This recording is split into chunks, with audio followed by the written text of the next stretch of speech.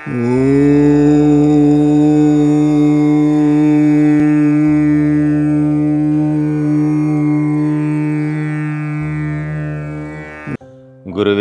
சரணம். ஆன்மீகத்திற்கும் மதத்திற்கும் ஏதாவது தொடர்பு இருக்குதா? ஆன்மீகமும் மதமும் ஒண்ணுதானா? ஆன்மீகத்துல இருக்கிறதா மதத்துல இருக்குதா, இல்ல மதம் தான் ஆன்மீகத்தோட தொடர்புல இருக்குதா? இப்ப ஆன்மீகத்துக்கு மதத்துக்குமான அந்த வித்தியாசம் என்ன? ஒரு அறிவியல் பூர்வமான ஒரு விஷயத்தை நம்ம பேச போறோம். முதல்ல ஆன்மீகம்னா என்னன்னு தெரிஞ்சுக்குவோம், மதம்னா என்னன்னு தெரிஞ்சுக்குவோம்.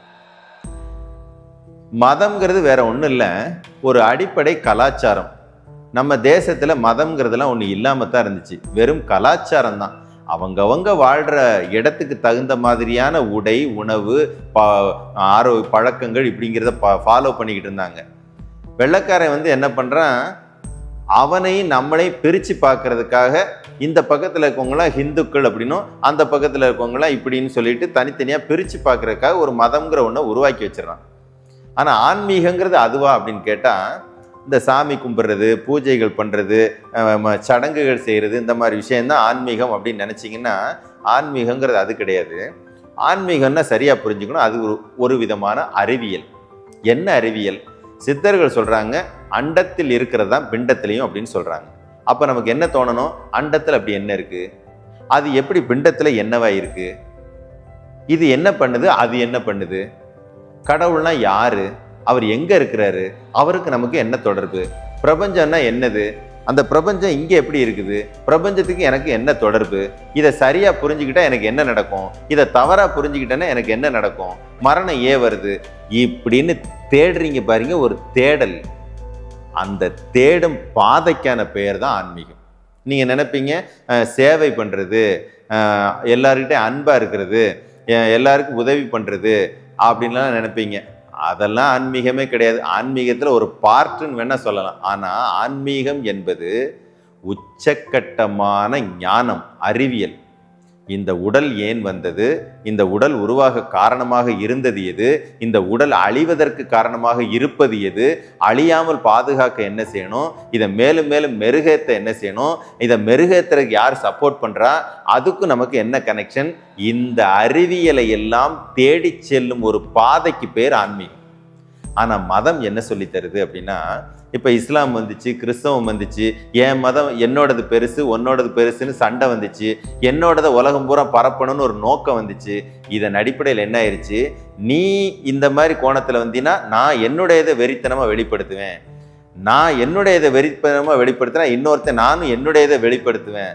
இதுக்கு பேர் என்னன்னா, யானை சாஃப்டாக இருக்கிற வரைக்கும் பார்த்தீங்கன்னா யானையை போல குழந்தை இல்லைன்னு சொல்லலாம். அதே யானைக்கு மதம் பிடிச்சிது அப்படின்னா யானைக்கு முன்னால எது சிக்கினாலும் சர்வமும் நாசமாயிரும். இதே மாதிரி தான் ஒரு மனிதனுக்குள்ளார ஆன்மீகம் இருக்கிற வரைக்கும் அவனுக்கு அடையாளமே தேவையில்லை. நெத்தியில பட்ட குல்லா வைக்கணும், சிலுவை போடணும், இதெல்லாம் தேவையே இல்லை. ஆனால் ஆன்மீகத்துக்குள்ளார மதம் வந்துச்சுன்னா என்ன ஆகும்னா, நிம்மதி போயிடும், ஆரோக்கியம் போயிடும், எல்லாமே போயிடும்.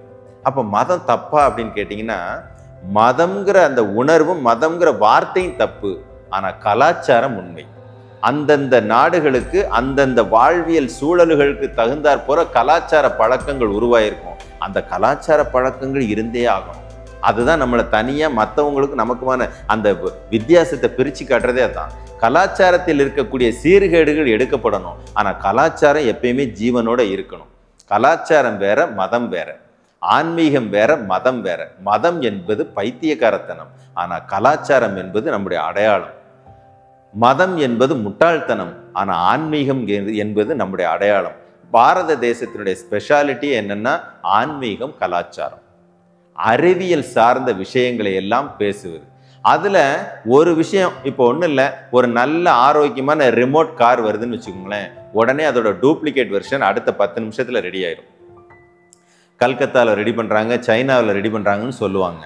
ஒரு ஒரிஜினல் பொருள் வந்தோன்னா அதோட டூப்ளிகேட் இன்னும் வரத்தான் செய்யும். இது உலகத்தில் தவிர்க்க முடியாத ஒன்று.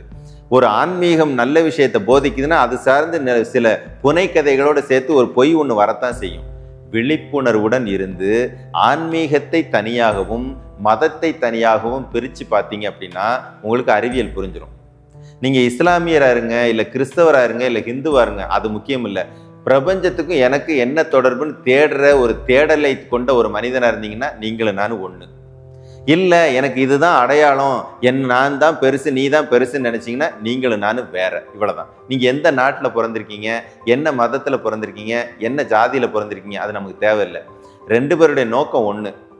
பிரபஞ்சத்துக்கும் எனக்கு என்ன கனெக்ஷன், நான் எப்படி உருவானேன், இந்த விரல் எப்படி உருவாச்சு, இந்த கண் எப்படி உருவாச்சு, இதை உருவாக்குறதுக்கு மூல காரணமாக யார் இருந்தா, ஏன் இது திடீர்னு நரை வந்துச்சு, ஏன் இப்படி நரைக்காம இருக்குது, நரை வர்றதை எப்படி தடுக்கிறது, தடுக்கிறதுக்கு யார் காரணமா இருக்கா, அவர் எங்க இருக்காரு, அவர் எப்படி தடுக்க வைக்கிறது, இப்படிங்கிற அறிவியல் தேடல் உங்களுக்குள்ள இருந்துச்சு அப்படின்னா எல்லாருமே ஒரே இனம்.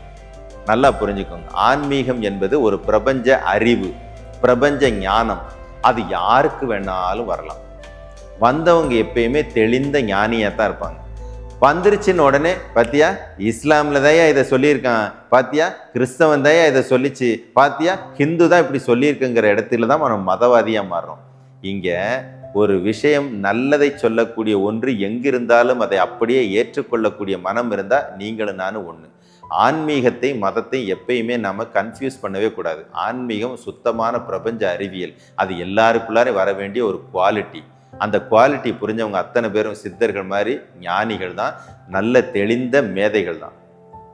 குருவே சரணம்.